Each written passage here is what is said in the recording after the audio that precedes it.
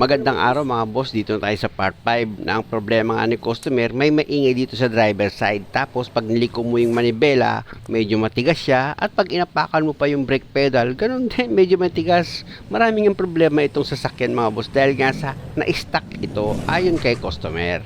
Kaya para mas maintindihan nyo, panoorin nyo yung part 1. At kung makikita nyo ngayon sa part 5, nilagyan ko na ng grasa yung inner CB joint nya dahil nga itong outer CB joint nya, tapos ko na yung maripak. Madali lang naman mag-repack mga boss. Kung makikita nyo, ganyan lang naman. Sasaksakan nyo naman ng grasa yung inner CB joint, ganun din itong outer CB joint. Ganun lang naman ang ginawa ko dyan. At after mo nga malagyan ng grasa yan, pwede mo na ngayon i-connect itong karugtong ng velocity joint mo. Siguraduhin mo lang na itong velocity boots nya na ilagay mo siya ng maayos dito sa inner CB joint para hindi siya magkaroon ng tagas ng grasa. Tapos dito naman sa outer CB joint, dahan-dahan mo na yan ipasok dito sa wheel hub bearing nya or steering knuckle. Tandaan nyo mga boss, kapag wala sa sentro itong outer CB joint mo, mahirap ipasok yan dito sa wheel hub bearing. Kaya kailangan isentro mo siya ng maayos para hindi ka mahirapan. Ayan, pumasok na mga boss. Kaya pwede mo na ngayon i-connect itong steering knuckle mo dito sa shock absorber. Ganon din mga boss, itong butas ng steering knuckle at butas ng shock absorber dapat magkatapat sila para itong dalawang bolt na ilalagay mo hindi ka mahihirapan. Ayan mga boss, nailagay ko rin dalawang bolt, tapos yung dalawang nut na number 19 pwede nyo na ngayon ilagay. Ayan na mga boss, okay na.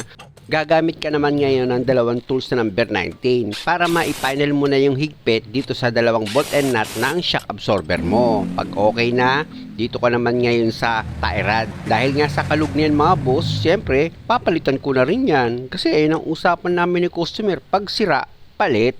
Binalik ko yan mga boss para maluwagan ko nga itong naglalak dito sa tie rod. Number 19 yung lock na yan. Bali luwagan nyo lang yan mga boss. Tapos ibalik nyo rin para pag pinalitan nyo siya ng bago, hindi magbago yung alignment.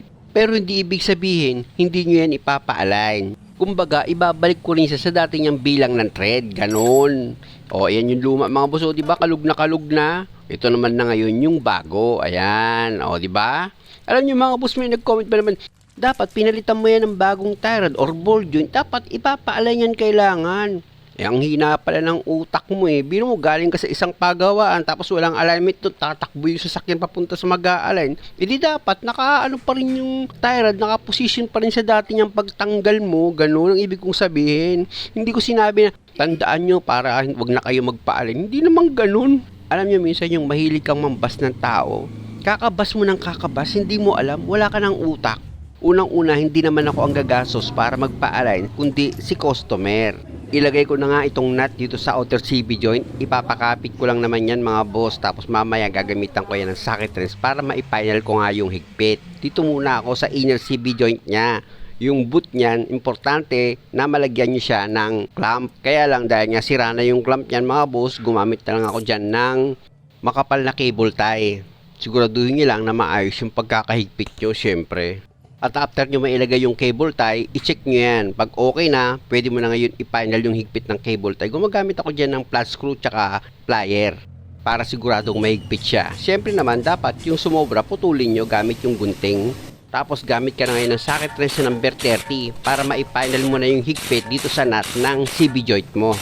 Siguraduhin nyo lang na maayos yung pagkakahigpit nyo ng nut dito sa outer ng CB joint. Kasi magkakaroon ng ingay yan mga boss pag maluwag. At dahil sa okay na, dito naman ako sa rotor disc. Hindi ko na ipinareplace itong rotor disc niya kasi medyo lumalim itong gitna mga boss eh. Kaya kung makikita nyo, itong dulong gilid ng rotor disc, nililiha ko yan. Ito kasing liha na ginagamit ko mga boss, yan yung pang-finishing sa machine shop after nila ma-replace yung rotor disc or yung drum brake. Kung makaklose ko naman yung may-ari ng machine shop, nangihingi ako sa kanya ng kaunting sandpaper nga. Pero nakakatanggal yan mga boss oh. Kung maisusub nyo itong video, makikita nyo natatanggal yung gilid niyan oh. Tingnan nyo oh. Before kasi pag nilagyan ko ng flat screw yan, titigil na ganyan eh oh. Hindi siya ano. Ngayon yung gilid na yan mga boss, tinanggal ko lang naman. Medyo sasamahan nyo lang naman ng konting tiyaga sa pagtatrabaho eh. Matatanggal nyo rin yan eh, na hindi na kayo gagastos. Yan oh, kita nyo, tinatanggal ko lang naman dyan yung gilid eh. Kasi nagkakapag-produce ng ingay pag nagpreno ka. Kasi nga katagalan yung brake pad kikis-kis diyan kaya nagkakaroon ng ingay pag nagpreno ka. Hindi naman sa akin yung utos ng customer yan kaya lang nakita ko medyo sumasabit yung brake pad kaya niliha ko na rin. Kabilaan yan mga boss, niliha ko para matanggal ko itong sinasabitan ng brake pad. Yun nga lang, medyo sasamahan nyo rin ng kaunting tiyaga dahil mahirap din magliha ng bakal. Pero pag okay na yung pagkakalihan nyo dyan, pwede nyo nang isprayan ng brake cleaner tapos punasan nyo ng basahan itong rotor disc. At pag okay na, pwede mo na ngayon i-position itong rotor disc mo. Ilagay mo na yan dito sa hub nya. O, di ba? Ganun lang naman kadali. Tapos, pwede mo na ngayon ilagay itong brake caliper holder mo. Meron siyang 2 bolt na ilalagay ka dyan mga boss. Ayan o, number 17 yan. Ipakapit mo muna yan sa thread nya. At pag naipakapit mo na, pwede mo na ngayon gamitan yan ng impact wrench mo. Para maipilal mo nga yung higpit dito sa 2 bolt ng brake caliper holder mo. Mga boss, siguraduhin yung maayos yung pagkakahigpit nyo ng 2 bolt dito sa brake caliper holder. Para hindi kayo magkaroon ng problema. Tapos, bago nyo ibalik itong brake pad, hanggat maaari, linisan nyo na rin yan. Gagamit ka lang naman dyan ng sandpaper. Ayan o, nakita nyo diba? Maganda kasi malinis yan bago nyo yan ibalik dito sa brake caliper holder nyo. Paglagay naman itong brake pad, madali lang. Meron namang guide dito sa brake caliper holder mo. Pag naitapat mo yan, o idiin mo lang. Tapos na. O dito naman tayo sa pagkabit ng isa pang brake pad. Focus ko itong camera. Pero bago yun, syempre, linisan nyo pa rin itong pangalawang brake pad. Same procedure, liyahin nyo lang itong brake pad para yung tumigas dito sa ibabaw ng brake pad nyo matanggal. Tapos sa paglagay ng brake pad, kung makikita nyo, itinapat ko lang naman itong brake pad dito sa guide ng brake caliper holder nya, tsaka nyo idiin. Pag okay na, dito naman ako sa sliding pin. Dahil may isa pang reklamo si customer na pag inapakan niya nga yung brake pedal niya, medyo matigas. Pag ganyan kasi mga boss, dito ako nagpo-focus sa sliding pin. Ibig sabihin, hindi yan naglalaro. Kaya nga kung makikita nyo, ginamitan ko pa ng flat screw para matanggal ko lang itong sliding pin niya. Pag ganyan mga boss, ang ginagawa ko dyan, nililinisan ko lang itong sliding pin. Importante kasi mga boss na itong sliding pin mo dapat nag-aatras abante yan dito sa brake caliper holder. Pag stack up kasi yan mga boss, mabilis maubos yung brake pad nyo. Tapos isa pa, pag inapakan mo yung brake pedal mo, medyo matigas siya. Kasi nga, hindi naglalaro itong brake caliper. Nakita nyo naman, pagkalinis ko, nilagyan ko lang naman ng grasa yan eh. Tignan nyo, nung ibinalik ko na itong sliding pin, napipihit ko na yan ng daliri ko. Pero itong nasa baba na sliding pin, hindi ko mapihit ng daliri ko eh. Kaya ginawa ko dyan, tanggalin ko yan para malinis ko at malagyan ng grasa. Kaya kung ganito yung problema ng sasakyan nyo mga boss, kayo nang gumawa. Para hindi na kayo mapagastos pa ng malaki.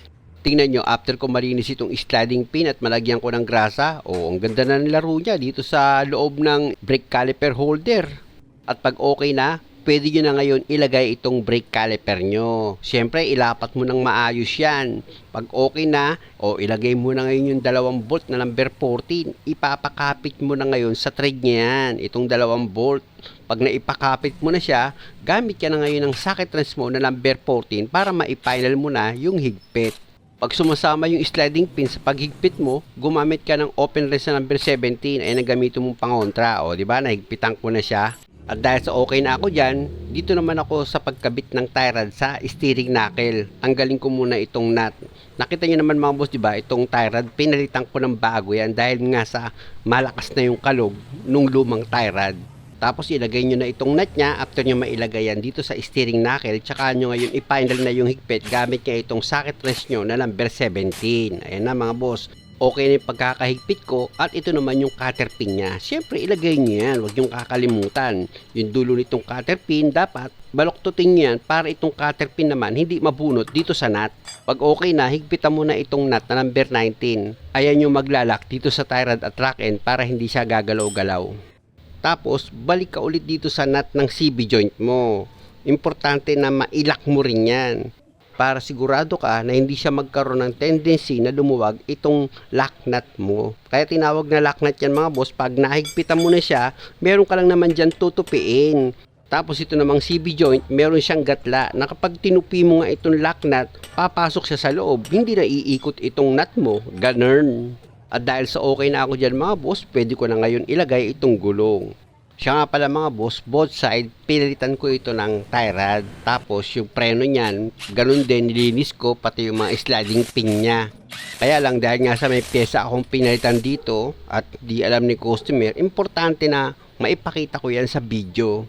na pinalitan ko nga itong dalawang tie rod dito sa sasakyan niya. Mahirap na kasi, maganda yung naka black and white. Buti kung nanonood si customer, okay lang.